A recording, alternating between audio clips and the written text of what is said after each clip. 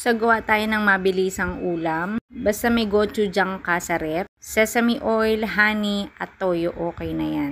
So, dahil tinatamad akong magluto at yung anak ko, request niya ito lang, para siyang bokombap na bibimbap. So, ayan, yung kanin, lagyan nyo lang ng konting gochujang. Bahala kayo kung gusto nyo mas maanghang pa. So, yan lang nilalagay ko. Konti lang para sa anak ko. Tapos, lalagyan natin ng konting honey. Kung wala kayong honey, pwedeng asukal.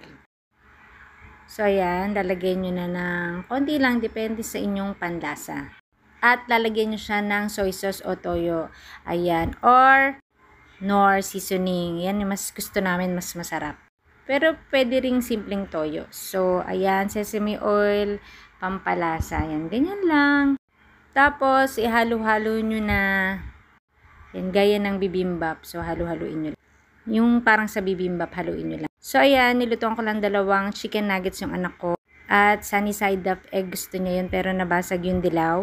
Kaya, ganyan na siya. At kahit pritong itlog lang i-partner dito ay okay na to. Lalo na kung may nori.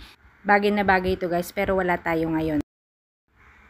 At yan, magustuhin nyo rin to guys. Kasi sobrang sarap niya talaga.